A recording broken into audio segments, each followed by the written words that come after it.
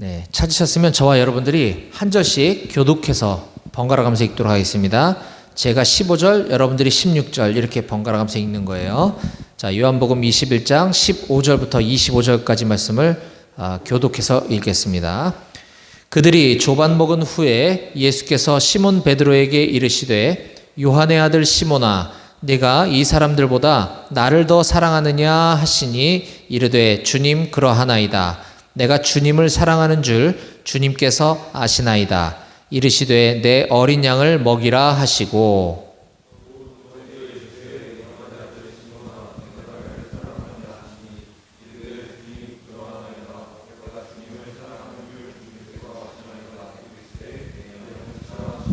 세 번째 이르시되 요한의 아들 시몬아 네가 나를 사랑하느냐 하시니 주께서 세 번째 내가 나를 사랑하느냐 하심으로 베드로가 근심하여 이르되 주님 모든 것을 아시오매 내가 주님을 사랑하는 줄을 주님께서 아시나이다. 예수께서 이르시되 내 양을 먹이라.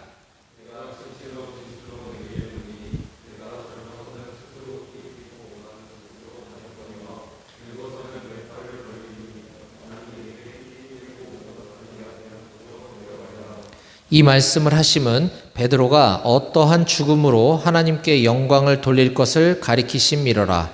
이 말씀을 하시고 베드로에게 이르시되 나를 따르라 하시니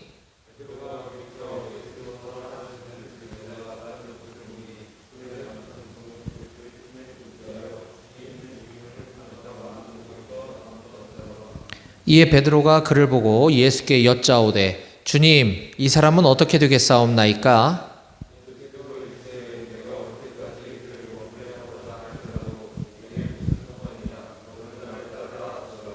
이 말씀이 형제들에게 나가서 그 제자는 죽지 아니하겠다 하였으나 예수의 말씀은 그가 죽지 않겠다 하신 것이 아니라 내가 올 때까지 그를 머물게 하고자 할지라도 네게 무슨 상관이냐 하신 것이로라.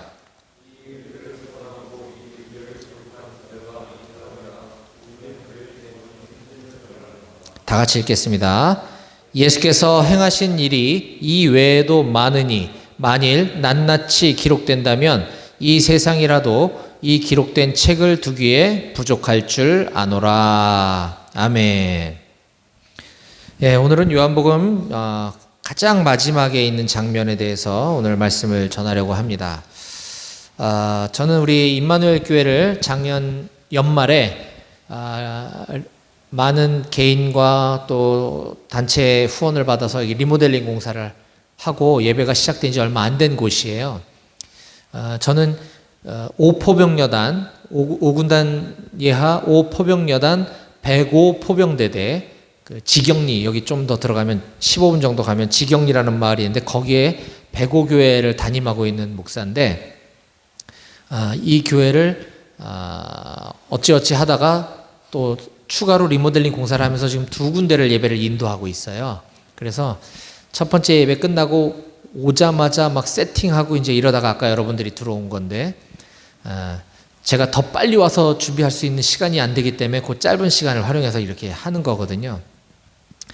또 그 전에 제가 105교회를 담임하기 전에는 문혜리 포병 동원훈련장이라고 있어요. 그 동원훈련장 안에 한마음 군인교회라고 있는데 그곳에서 제가 이제 목회를 할 때 지금은 이제 그 다른 부대 주둔지로 통합돼서 들어가면서 동원훈련장은 지금 병력이 주둔해 있질 않아요. 예비군 훈련 때만 사용하는 이제 교장이 돼가지고 그 교회는 이제 폐쇄가 된 거죠, 어떻게 보면. 그래서 제가 2019년 여름 정도부터 그 한마음교회 때부터 시작해서 이 요한복음 연속 강해 설교를 지금 계속 해오고 있어요. 지금 횟수로는 2년 반이 넘어서 거의 2년 반이 뭐야? 거의 3년이 다 돼가는 것 같은데, 저의 이 설교, 요한복음 설교를 처음부터 끝까지 지금 들은 현역 군인은 아무도 없는 거죠. 3년이 다 돼가니까. 하지만, 우리 하나님 말씀은 어디서부터 들어도 전혀 상관이 없습니다. 근데 제가 이 요한복음 강의 설교를 하는 이유는, 요한복음이 비교적 예수님에 대해서 알기 쉽게 잘 자세하게 기록되어 있는 책이기 때문에 처음 교회를 다니기 시작하거나 처음 신앙생활을 시작하는 사람에게는 이 요한복음부터 읽어볼 것을 많은 분들이 권면하고 있어요. 이 두꺼운 책을 창세기부터 시작해서 쭉 읽는 것도 중요한데 처음 초신자들, 처음 교회를 다니기 시작한 사람은 그게 쉽지 않거든. 그러면 어디서부터 읽느냐? 요한복음부터 읽는 것이 많은 도움이 된다. 그래서 제가 여러분들께 좀 이 요한복음 이야기는 좀 알기 쉽게 자세하게 좀 설명할 필요가 있겠다 싶어서 제가 요한복음 1장 1절부터 시작해서 지금 마지막 21장 25절까지 연속 강해를 쭉 해오고 있는 건데, 우리 중간부터 듣거나 이렇게 띄엄띄엄 들은 용사들이 뭐 혹시 아쉬우면 제가 이 유튜브, 저도 나이가 있지만 유튜브를 해요. 제임스 김 선교사, 제 바이블 네임이 제임스 김이야. 제임스 김은 야고보 사도의 이름인데, 제임스 김 선교사 채널 이렇게 검색하시면 제가 주일 설교하는 이 요한복음 연속 강의 설교뿐만 아니라 제가 밖에 있는 직장인 또 주부들을 대상으로 하는 그 일터 사역 선교단체에서도 사역을 하고 있어요. 거기 있는 직장인들을 대상으로 하는 또 이런 메시지들, 또 찬양, 또 뭐 하루 15분 성경 읽기, 뭐 하루 20분 성경 읽기, 이런 이제 여러 가지 컨텐츠들을 지금 하고 있거든요. 그래서 여러분들 신앙생활에 조금이라도 보탬이 되고자 하는 거예요. 그래서 제가 뭐 제 채널 홍보해서 뭐 돈 벌 것도 아니고 여러분들 신앙에 도움이 될 만한 많은 내용들이 있으니까 혹시 다른 거 보다가 가끔 제임스 김 선교사 채널에도 좀 들어와서 보시면 좀 도울 것 같아요. 교회 다니는 사람들이 하도 많은 사람들이 성경을 안 읽어. 대부분 10명 중에 9명은 성경을 안 읽어요. 예배 시간에만 와서 이렇게 잠깐 펼쳐서 우리가 오늘 읽었던 요 정도가 거의 대부분이기 때문에 이렇게 살면 안 된다. 그래서 제가 왜 그럴까 봤더니 이 성경이 두껍고 어렵단 말이죠. 그래서 이게 한번 마음을 먹고 끝까지 읽기도 쉽지 않을 뿐더러 읽어도 무슨 내용인지 너무 어려워서 잘 몰라. 사람들이 포기하고 아예 안 읽는단 말이에요. 그래서 제가 이거를 성경은 그렇게 어려운 책이 아니다. 그리고 그렇게 방대한 양이 아니다라는 걸 내가 증명해 보이기 위해서 그 유진 피터슨 목사님이라고 하는 분이 지금 돌아가셨는데, 그 현대인의 말로 알기 쉽게 풀어 쓴 성경이 있어요. 메시지 성경이라고. 그 한국에도 지금 번역본이 있는데 그 메시지 성경 번역본으로 아주 쉬운 말로 썼어. 메시지 성경 번역본으로 제가 시간 재면서 하루에 20분을 될 수 있으면 넘기지 않도록 쭉 낭송하는 거를 제가 녹화를 했어요. 그것도 있어요, 거기 유튜브에. 그렇게 했더니 한 100 며칠밖에 안 걸리더라고. 성경 창세기 1장 1절부터 요한계시록 끝까지 읽는데 한 100 며칠밖에 안 걸리는 거예요. 그러니까 이게 성경이 읽는 게 이렇게 어려운 게 아니다는 거예요. 하루에 20분만 시간을 투자해도 가능하다. 이걸 제가 증명한 거죠. 그래서 이제 맞들려가지고 지금은 20분도 길다고 하는 사람이 있을까? 그래서 제가 하루 15분 성경 읽기를 또 하고 있어. 지금 한 50일 정도 지금 하고 있는 것 같은데 중간을 넘어갔어요, 이미. 자, 그렇다고 한다면 300일도 안 되면 또 한 번 다 본다는 얘기 아니에요. 그죠? 그래서 야, 이게 성경 한 권을 읽는데 1년도 안 걸리는 걸 못하고 있었구나. 하루에 15분만 읽으면 되는구나. 그리고 성경은 이렇게 어려운 것만 있는 게 아니라 이렇게 쉬운 것도 있구나. 이제 이런 것들이 여러 가지가 있으니까 어쨌든 그 유튜브 채널 많이 참고하시면 도움이 될 것 같아요. 그리고 이제 오늘은 이 요한복음 긴 장장, 오늘 71번째 시간이에요. 71번째 마지막 시간으로서 예수님의 제자로 살아가려면 이라고 하는 제목으로 오늘 하나님께서 우리에게 주시는 교훈을 3가지로 제가 요약해서 말씀드리려고 합니다. 자, 함께 따라해 볼까요? 예수님의 제자로 살아가려면,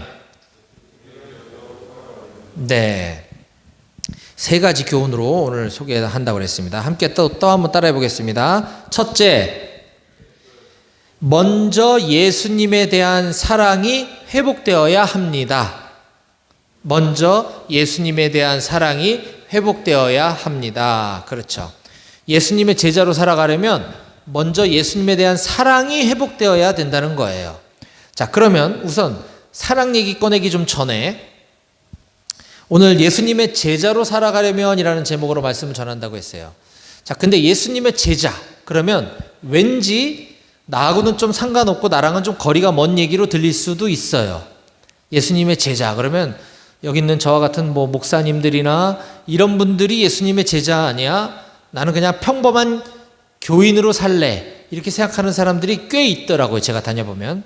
그런데 성경은 그리스도인 따로 있고 제자 따로 있고가 아니라 예수님을 믿는 모든 사람들은 예수님의 제자로 살아야 된다라고 우리들에게 가르쳐주고 있습니다. 그래서 우리 모두는 제자가 되어야 되고, 오늘 요한복음에서 가장 마지막 장면을 우리들에게 시사하는 바도 역시나 제자로 살아가기를 도전하고 있다라고 하는 사실 우리가 잊지 말아야 합니다. 이거는 이 요한복음에 등장하는 베드로라고 하는 인물에게만 국한시켜서 예수님이 베드로에게만 하신 말씀이 아니라 베드로를 통해서 우리 모두에게 똑같은 말씀을 하신 거다라는 사실이에요. 이 부분을 우리가 꼭 기억했으면 좋겠고, 그래서 우린 반드시 제자로 살아야 되는데, 그러기 위해서는 먼저 첫 번째로 예수님에 대한 사랑이 회복되어야 된다라고 했습니다. 자, 오늘 본문 중에 들어있는 17절 말씀을 함께 소리내서 함께 읽어보도록 하겠습니다. 17절입니다. 다 같이 시작. 세 번째 이르시되 요한의 아들 시몬아 네가 나를 사랑하느냐 하시니, 주께서 세 번째 네가 나를 사랑하느냐 하심으로 베드로가 근심하여 이르되 주님 모든 것을 아시오매 내가 주님을 사랑하는 줄을 주님께서 아시나이다. 예수께서 이르시되 내 양을 먹이라. 아멘. 지금 요한복음 21장 15절부터 17절까지 말씀은 부활하신 예수님이 예수님의 부활을 못 믿는 제자들에게 나타나셔서, 당연하죠. 사람이 죽은 걸 확인했는데 어떻게 다시 살아날 수가 있겠습니까? 그러니까 제자들도 못 믿었던 거죠. 근데 예수님은 제자들에게 3번을 찾아가세요. 3번. 무려 3번을 찾아가시면서 그 세 번째 만남에 또 베드로라고 하는 한 사람을 딱 지목해서, 오늘 우리가 한 사람에 대한 찬양도 했지만 베드로라고 하는 그 한 사람을 딱 지목하면서 똑같은 질문을 3번을 하세요. 15절에 요한의 아들 시몬아 네가 이 사람들보다 나를 더 사랑하느냐? 16절 요한의 아들 시몬아 네가 나를 사랑하느냐? 17절 요한의 아들 시몬아 네가 나를 사랑하느냐? 3번이나 물어보신단 말이에요. 이건 제가 지난주에도 잠깐 언급을 했는데, 지금 예수님이 물어보시는 질문에 네가 나를 사랑하느냐의 질문은 네가 나를 아가파오 하느냐라는 질문이에요. 아가페적인 사랑, 우리가 소위 신적 사랑이라고 하죠. 나의 목숨까지도 내어줄 수 있는 사랑. 우리 사람들은 그런 사랑 하기가 어렵죠. 거의 불가능에 가까워요. 예수님이 보여주신 그 사랑, 내가 나를 아가파오 하느냐라고 물어봤을 때 베드로는 제가 주님을 필레오 하는 줄 주님께서 아십니다 라고 대답을 해요. 우리는 이렇게 우리의 힘과 노력으로는 주님을 사랑합니다 라고 쉽게 고백하기 어려운 존재죠. 우리가 할 수 있는 고백은 그저 예 주님 저는 주님을 필레오 합니다. 필레오라는 것은 이 사람과 사람 간의 어떤 우정, 이런 거를 필레오라고 얘기를 하는 거예요. 우리들끼리의 어떤 우정, 사랑 이런 거 다 필레오지 아가페가 아닌 거죠. 그런데 그럼에도 불구하고 예수님은 베드로에게 이 3번의 기회를 통해서 베드로의 사랑 고백을 할 수 있도록 도와주시는 겁니다. 자, 그 이유가 바로 베드로가 예수님의 제자가 되어 살아가고 많은 영혼들을 주님께 이끌어내기 위해서는 예수님에 대한 사랑이 먼저 회복되지 않으면 얼마 못 간다는 것을 아신 거죠. 우리도 마찬가지 아닌가요? 우리가 오늘 뭔가를 크게 은혜를 받고 어떤 큰 결심을 했다가도 시간 지나서 며칠 못 가면 흐지부지 되기 일상이거든요. 이게 원래 인간의 모습입니다. 그래서 베드로의 예수님을 향한 사랑을 회복시켜 주시는 것이 너무너무 중요했다라는 것이고, 이 부분에서 우리가 먼저 짚고 넘어가야 할 것은, 우리도 마찬가지죠. 예, 주님, 제가 주님을 사랑합니다. 사실 이 고백이 드리기가 쉬운 게 아니에요. 왜냐하면 사람과 사람도, 아니 연인과의 관계도 우리가 뭐 만나서 교제를 하고 연애를 해야 사랑이 생기지, 생전 보지도 않은 여자를 사랑할 수 있겠습니까? 안 되죠. 하물며 지금 눈앞에 보이지도 않는 2000여 년 전에 팔레스타인 땅에 잠깐 3년 계셨던 그 예수님을 우리가 어떻게 사랑한다고 고백할 수 있겠냐는 거예요. 하지만 예수님은 성령님으로 오셔서, 영이신 하나님으로 오셔서 우리가 기도할 때, 우리가 말씀을 읽을 때, 우리가 설교 말씀을 들을 때, 우리가 중고등부, 청년부, 교회 수련회를 갔을 때 어떤 알 수 없는 큰 은혜를 받을 때가 있어요. 이게 하나님의 사랑이 우리에게 임하는 순간입니다. 그 사랑을 우리가 먼저 기억하고 다시 떠올릴 때, 아, 맞아. 그때 하나님 나를 사랑해 주셨던 그 뜨거운 감격이 나한테 있었지. 이게 먼저 회복되어져야, 예, 주님, 제가 잠시 주님에 대한 사랑을 잊고 살았습니다. 저 주님 사랑할래요. 저 주님 사랑합니다. 라는 고백이 나올 수 있는 것입니다. 먼저는 나를 사랑해 주신 그 예수님의 사랑을 회복하시고 기억하시는 여러분이 되시기 바라고, 그 후에 예수님, 앞으로 예수님 제가 사랑하겠습니다.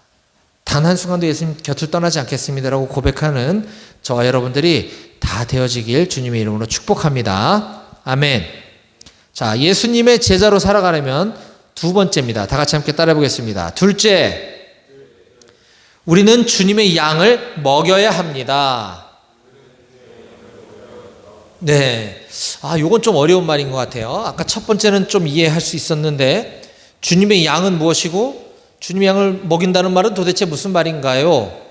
15절 말씀을 함께 읽어보도록 하겠습니다. 15절입니다.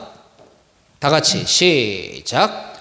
그들이 조반 먹은 후에 예수께서 시몬 베드로에게 이르시되, 요한의 아들 시몬아, 네가 이 사람들보다 나를 더 사랑하느냐 하시니 이르되, 주님, 그러하나이다. 내가 주님을 사랑하는 줄 주님께서 아시나이다. 이르시되, 내 어린 양을 먹이라 하시고. 예, 이건 앞서 얘기한 예수님에 대한 사랑을 회복하는 것과 연결되는 말씀인데요. 15절, 16절, 17절에 예수님은 동일한 패턴의 사랑 질문을 하신 다음에 베드로가, 예, 제가 주님을 사랑하는 줄 주님이 아십니다 라고는 고백을 들으시고 나서 이렇게 권면을 하십니다. 이 15절에 내 어린 양을 먹이라, 16절에 내 양을 치라, 17절에 내 양을 먹이라.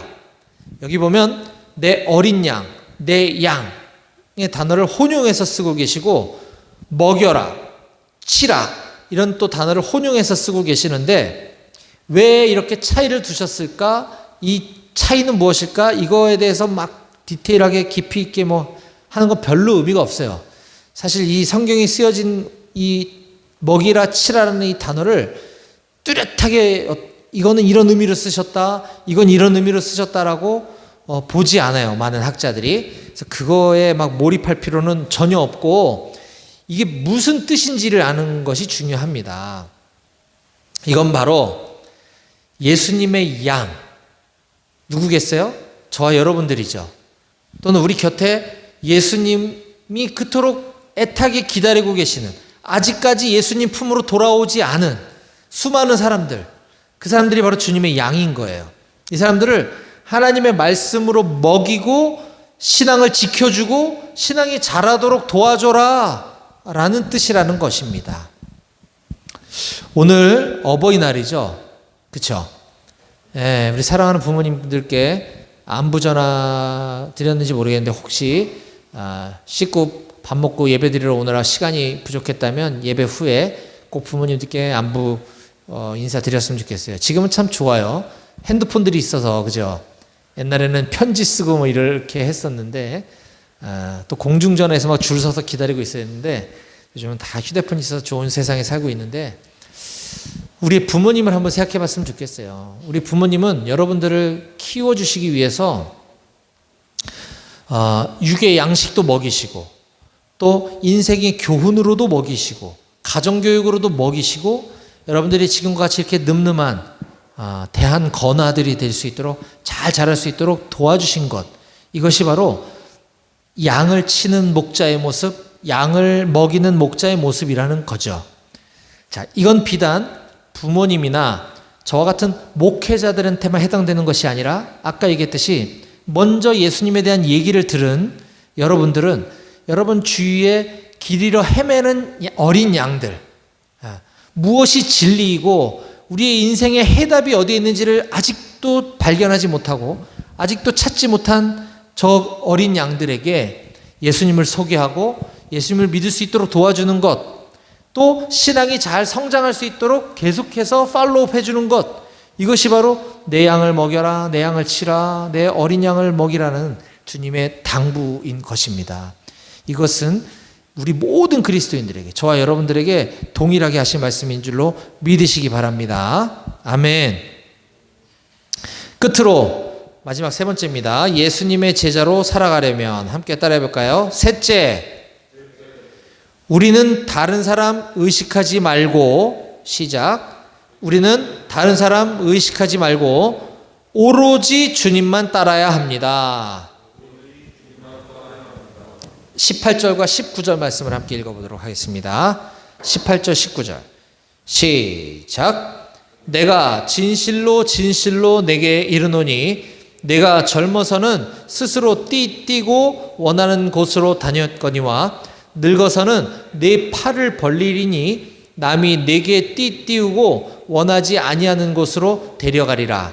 이 말씀을 하심은 베드로가 어떠한 죽음으로 하나님께 영광을 돌릴 것을 가리키심이러라.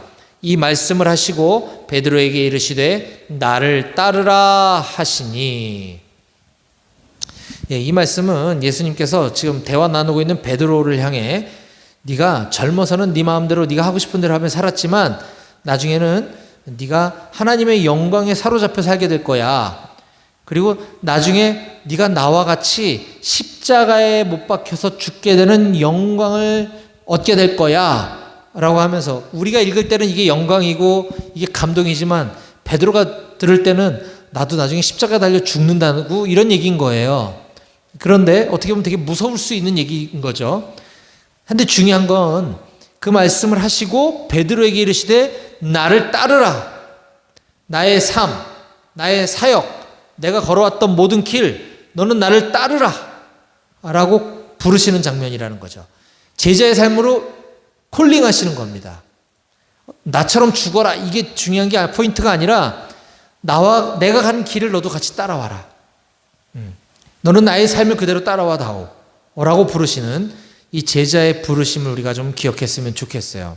그런데 재밌는 거는 베드로가 아직 이때까지 예수님의 제자로 살 이런 어떤 성경적인 지식이나 신앙적으로 성숙해 있지 않고 우리들처럼 굉장히 천진난만하고 굉장히 좀 믿음의 수준이 낮았던 상태였어요. 베드로가 지금 이 위대한 부르심 앞에, 제자로서의 그 주님의 그 콜링 앞에 지금 베드로가 뭐라고 얘기하는지 한번 보겠습니다. 20절입니다. 20절. 베드로가 돌이켜 예수께서 사랑하시는 그 제자가 따르는 것을 보니, 자, 예수께서 사랑하시는 그 제자라는 사람은 요한을 말하는 거예요. 요한. 지금 이 요한복음을 기록한 저자예요. 이 요한이 이 요한복음 곳곳에서 자기 자신을 이름을 등장시키지 않고 예수께서 사랑하시는 제자가 어떠어떠했다라고 3인칭 관찰자 시점으로 언급을 하거든요. 그러니까 지금 이건 요한을 말하는 겁니다. 자, 베드로가 돌이켜 요한이 지금 예수님을 따르는 것을 보았대요. 그 요한은 만찬석에서, 이 만찬석은 지금이 아니고 며칠 전에 있었던 일을 얘기하는 건데, 우리 최후의 만찬 사건 알죠? 예수님 십자가에 달려 죽으시기 전에 제자들을 모아놓고 식탁을 하신 그 그림도 있잖아요. 왜? 그 만찬 자리를 말하는 거예요. 그때 그 만찬석에서 예수님의 품에 의지해서 주님을 파는 자가 누구니까? 라고 물었던 자다라고 설명해 주는 거예요. 자, 베드로가 그 요한이 예수님 옆에 지금 있는 거죠. 같이 있는 거죠. 근데 그 예수님 곁에 예수께서 사랑하시는 그 제자가 누구냐면 바로 며칠 전에 최후의 만찬 자리에서 예수님 품에 이렇게 기대서 주님이 여기 있는 내 제자들 중에 누구는 나를 팔아 넘길 사람이 있을 거야 라고 얘기했을 때 주님 도대체 누가 그런 짓을 할 겁니까? 라고 물어봤던 사람이다 라고 나레이션 설명해 주는 거예요. 그냥 이건 중요한 게 아니고 중요한 건 21절입니다. 자, 이에 베드로가 그를 보고 요한을 보고 예수께 여짜오되 주님 이 사람은 어떻게 되겠사옵나이까? 자, 앞에는 베드로가 이렇게 죽을 거야. 그리고 넌 나를 따라와. 라고 요청했을 때 베드로는 주님, 얘는 어떻게 될 건데요? 이렇게 물어보는 거죠. 그러자 22절 예수님께서 이르시되 내가 올 때까지 그를 머물게 하고자 할지라도 네게 무슨 상관이냐? 너는 나를 따르라 하시더라. 참 재밌는 장면이죠. 예수님은 베드로에게 어마어마한 사명을 주시고 너는 나를 따르라 콜링을 하고 넌 젊어서 네 마음대로 네 원하는 대로 네 의지대로 살았지만 이제는 나의 뜻대로 나의 의지대로 따라오게 될 거야 이렇게 얘기하자 주님 쟤는 어떻게 되는데요? 그러니까 야 내가 다시 올 때까지 있든 없든 그게 너하고 무슨 상관이니? 너는 상관하지 말고 나를 따르라 또 얘기하시는 겁니다. 앞서 세 번째 오늘 우리에게 주시는 교훈에 대해서 우리가 얘기할 때 우리는 다른 사람 의식하지 말고 오로지 주님만 따라야 합니다 라고 우리가 같이 함께 이야기했어요. 오늘날에도 가끔 보면 서로의 신앙생활을 가지고 이러쿵저러쿵 왈가왈부하는 사람들이 많습니다. 나는 11조금도 잘 드리고 교회에서 봉사도 열심히 하고 나는 새벽 기도도 잘 나가는데 왜 나는 장로 직분 안 주는 거야? 왜 난 집사 직분 안 주는 거야? 쟤는 저 사람은 나보다 새벽 기도도 더 많이 빠지고 맨날 지각하고 예배 시간에도 늦게 오는데 왜 쟤는 장로 달아주는 거야? 이것 때문에 열받고 싸우고 교회 뛰쳐나가는 사람들이 있어요.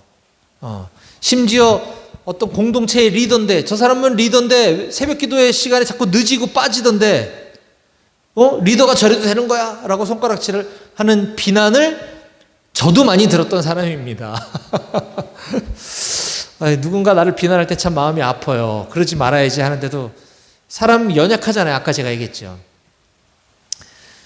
이 비교의식 이거 참 나쁜 겁니다. 우리의 신앙 성장을 방해하는 아주 암적인 존재예요. 비교의식. 하나님 보실 때 저나 여러분들이나 신앙의 수준이 별 차이가 없다라는 거예요. 저는 목사고 여러분들은 초신자라고 그래서 큰 차이가 있을 것 같지만 하나님 볼 때는 다 고만고만한 거죠. 저도 날마다 죄 짓고 날마다 넘어지는 연약한 인간에 불과합니다. 다만 여러분들 앞에서 설교하고 있을 뿐이지 하나님 볼 때는 똑같은 거예요. 근데 마치 우리가 시험 문제 보고 나와서 어려운 문제 풀고 나와가지고 야, 너 이 답 뭐라고 썼니? 야, 그거 아니야. 이게 맞아. 나중에 알고 보면 둘 다 틀린 거야. 서로 오답 가지고 서로 네가 맞니 내가 맞니 이러고 있는 게 우리의 모습이다라는 거죠. 비교의식. 이거는 제자로서 가져서는 안 될 아주 암적인 존재입니다. 비교의식.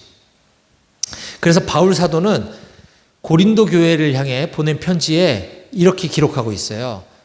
고린도 후서 10장 12절인데요. 우리는 자기를 칭찬하는 어떤 자와 더불어 감히 짝하며 비교할 수 없노라. 그러나 그들이 자기로서 자기를 헤아리고 자기로서 자기를 비교하니 지혜가 없도다. 이게 뭐냐면 지잘났다는 얘기죠. 자화자찬하고 있다는 얘기예요. 자기가 어떤 리더의 자리에 있을 때 자기가 무엇을 했고 뭘 잘했고 아무 의미 없다는 거죠. 쓸데없는 소리 하고 있는 거죠. 자화자찬, 비교의식. 내 전에 했던 사람은 이러이러했는데 나는 이러이러한 것도 했어. 하나님 보실 때는 다 의미 없는 겁니다. 비교의식이 나쁜 것 중에 또 하나는 사람이 비교를 하면 어떻겠어요? 아까처럼 내가 얘보다 좀 더 낫다라고 여겨지면 교만에 빠지게 되죠. 그렇죠? 교만은 엄청 나쁜 거지 않습니까? 그래서 비교하지 말라는 거고요. 반대로 나는 참 잘 믿어보고 싶은데 저 사람은 이것도 잘하고 저것도 잘하고 이것도 잘하는데 나는 왜 안 될까?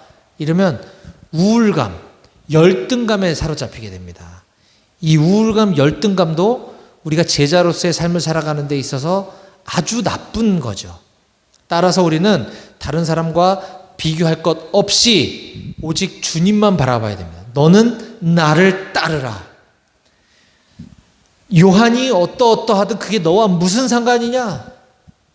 내 옆에 있는 전우가, 김병장이, 이상병이 신앙생활이 어떠하든 그게 너와 무슨 상관이냐? 너는 나만 따르라. 우리 옆에 있는 전우 의식하지 말고 우리 주님만 바라보기 원합니다. 옆에 있는 전우들 신앙 상태, 나의 신앙과 비교하지 말고 주님만 바라보고 따라가는 우리 임마누엘 교회 모든 청년들이 다 되실 수 있기를 주님의 이름으로 축원합니다. 아멘. 기도하시겠습니다.